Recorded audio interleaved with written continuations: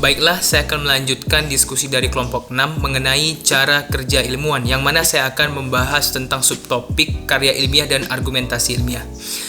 Nah, jadi yang pertama saya akan membahas tentang definisi dari karya ilmiah.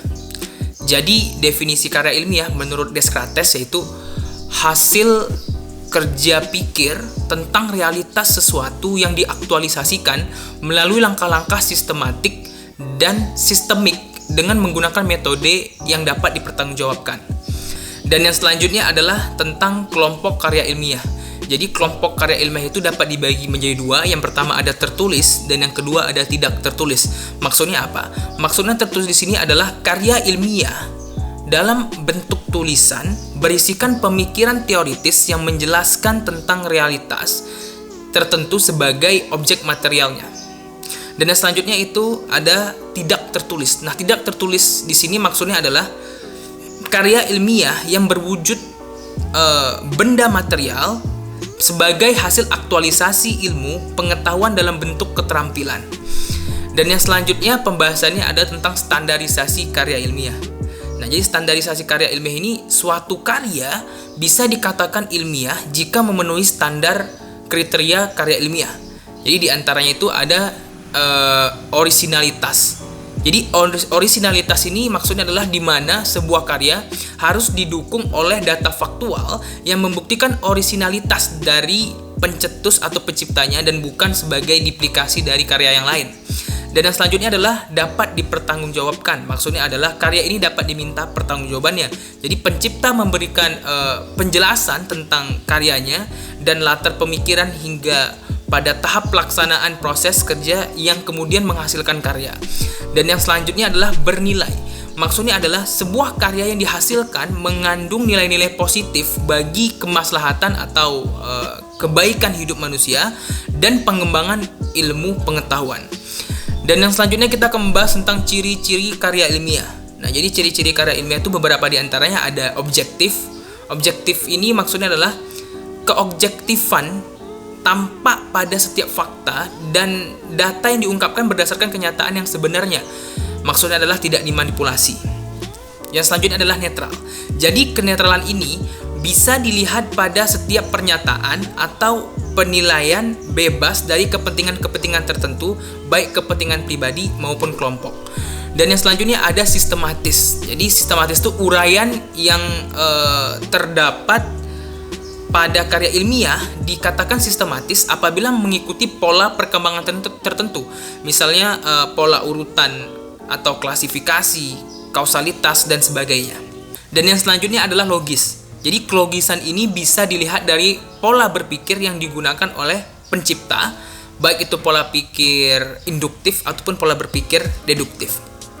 Dan yang selanjutnya adalah menyajikan fakta. Jadi setiap pernyataan, uraian, dan simpulan dalam sebuah karya ilmiah harus faktual, yaitu menyajikan fakta. Yang selanjutnya ada tidak pleonastik.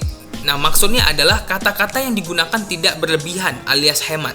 Kata-katanya itu jelas atau tidak berbelit-belit, itu yang dimaksudkan. Dan selanjutnya ada bahasa yang digunakan adalah ragam formal. Baiklah, yang selanjutnya saya akan memaparkan tentang sifat karya ilmiah. Jadi, sebuah karya ilmiah jika dilihat dari proses dan tujuan penulisnya dapat dikategorikan menjadi dua sifat.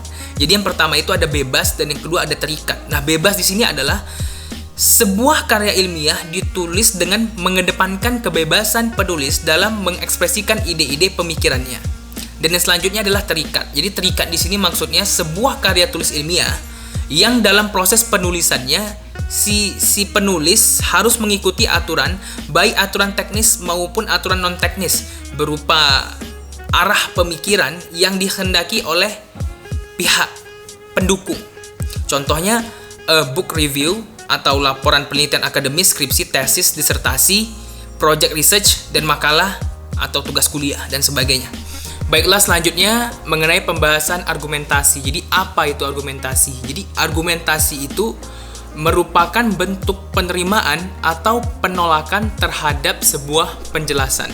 Dan yang selanjutnya ada kriteria lain bagi sebuah argumentasi. Jadi beberapa di antaranya ada logis, yang mana maksudnya adalah sesuai dengan aturan logika. Baiklah, yang selanjutnya adalah rasional.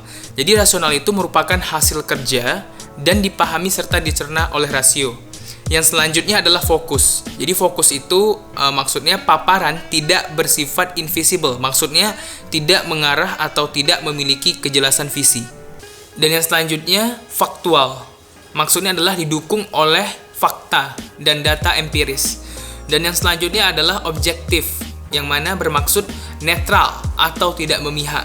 Dan yang selanjutnya adalah teoritis, dapat didukung oleh teori tertentu atau bahkan menjadi embrio bagi terbentuknya teori baru. Dan yang selanjutnya adalah konklusi, dapat menjadi dasar bagi penarikan konklusi atau simpulan.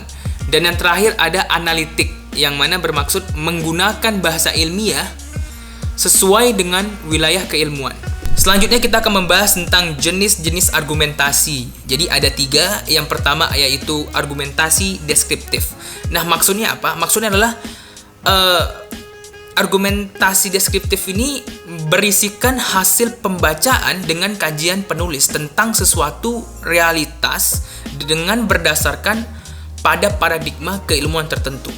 Dan yang selanjutnya itu ada argumentasi analisis. Jadi apa itu argumentasi analisis? Argumentasi analisis argumentasi yang berisikan hasil analisa penulis tentang sesuatu realitas dengan berdasarkan pada paradigma keilmuan yang dimiliki dan dikuasainya.